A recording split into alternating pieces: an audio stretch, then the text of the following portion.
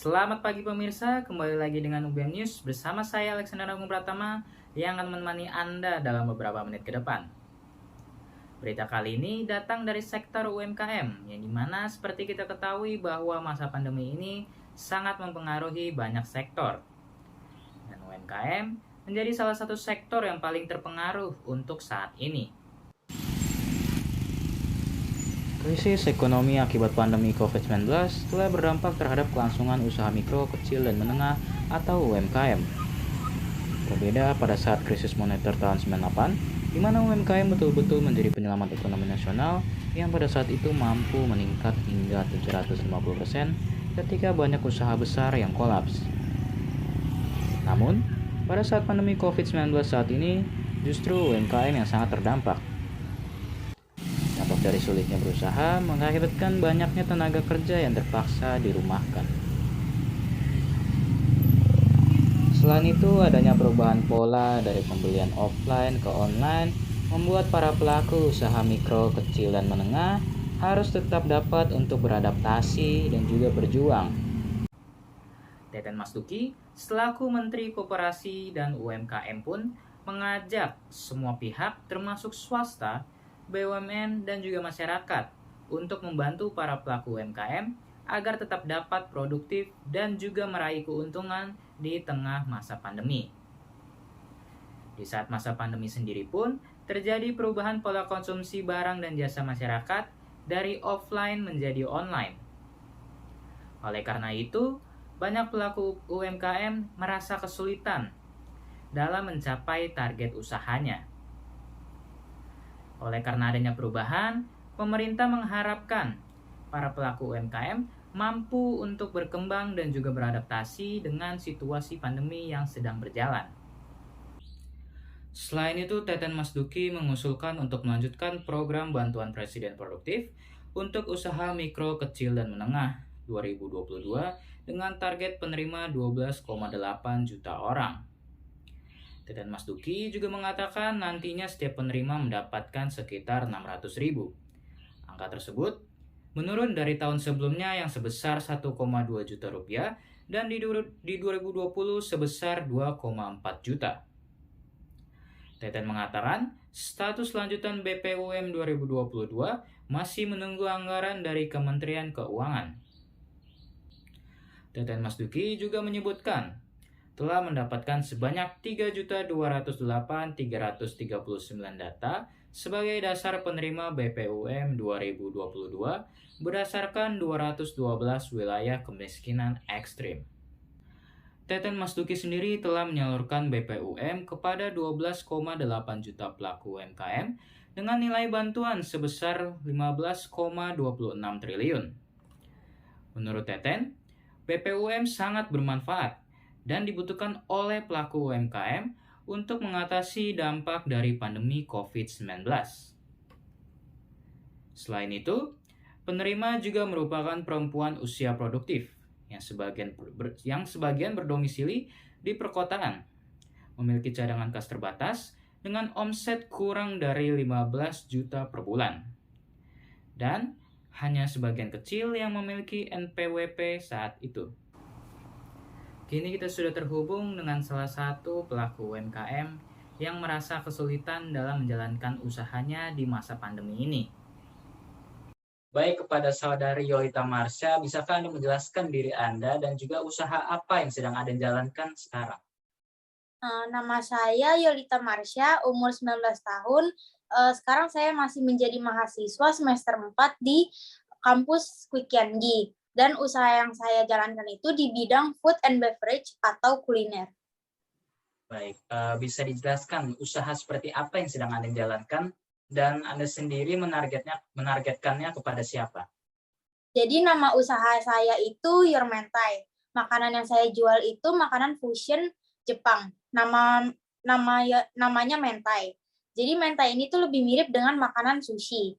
Dan biasanya yang suka itu anak-anak muda atau orang yang antusias dengan Jepang. Jadi target marketnya Your Mentai adalah anak-anak muda dan orang yang suka atau antusias dengan budaya atau kultur Jepang.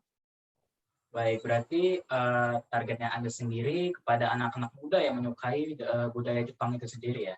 Iya, benar. Nah, seperti yang kita ketahui bahwa sekarang ini kita sedang menjalani situasi pandemi. Nah, dari situasi pandemi itu sendiri banyak berpengaruh kepada banyak sektor, salah satu sektor UMKM sendiri.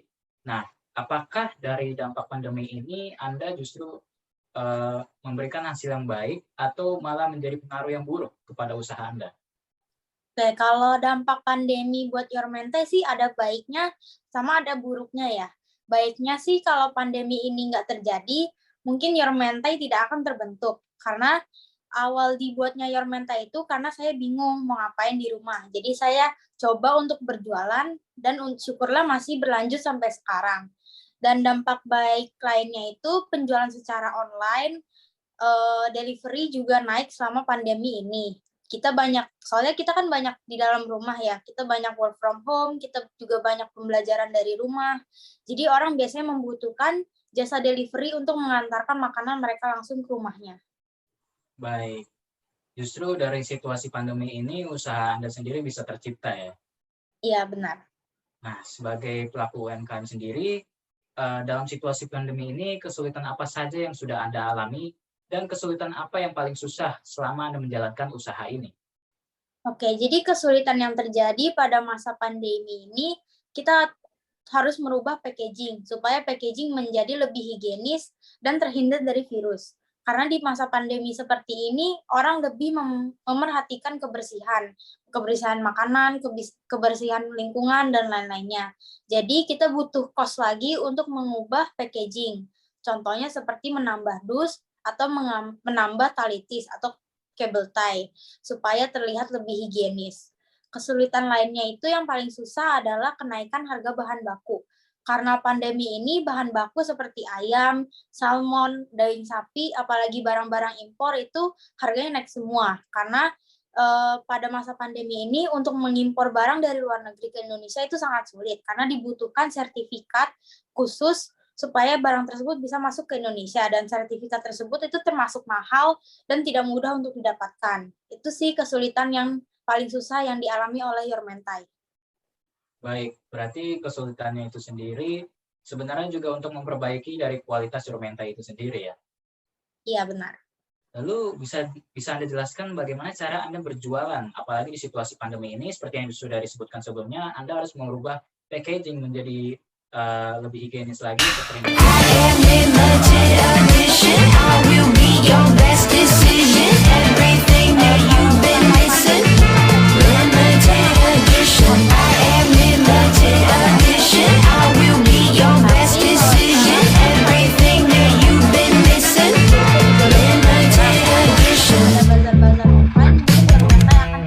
Tersebut.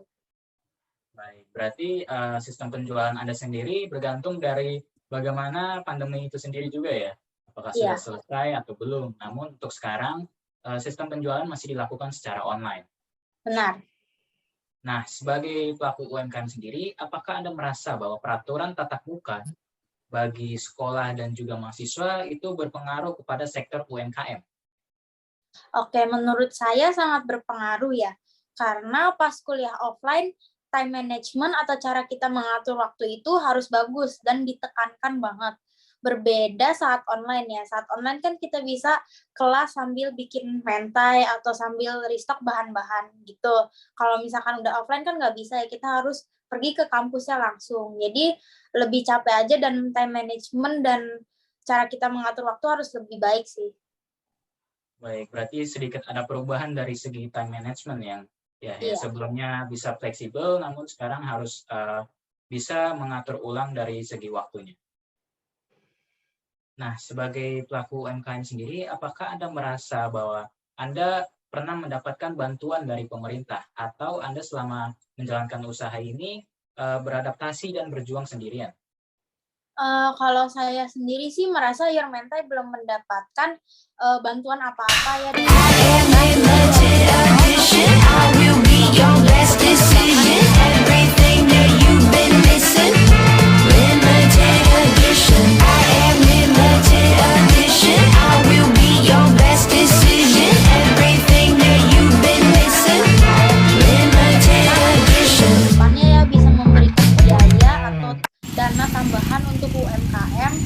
mereka mengembangkan usahanya. Atau selain biaya mungkin bisa seperti seminar atau webinar yang bisa membantu memberikan informasi atau pembelajaran yang lebih untuk UMKM supaya mereka bisa berkembang di masa pandemi ini. Baik, semoga harapan Anda bisa dikabulkan atau didengar oleh pemerintah ya. Iya. Terima kasih kepada Saudari Yolita Marsha karena telah meluangkan waktu untuk wawancara hari ini. Peraturan tatap muka 100% yang kini telah disahkan untuk sekolah dan juga mahasiswa juga hadir membuat sebuah pengaruh. Kini, para pelaku UMKM, khususnya yang masih berstatus pelajar, harus dapat membuat strategi baru dalam menjalankan usahanya. Dan juga pembagian waktu bagi para pelajar. Adanya peraturan tatap muka ini juga membuat sebagian pelaku UMKM lainnya untuk mulai berani turun keluar jalan agar dagangannya bisa dibeli secara langsung sehingga dapat menghasilkan omset yang maksimal. Itulah berita terakhir yang akan disampaikan. Rangkaian wawancara tadi sekaligus menjadi penutup untuk pemberitaan pada acara pagi hari ini. Saya Alexander Agung Pratama, pamit undur diri, sekian dan sampai jumpa.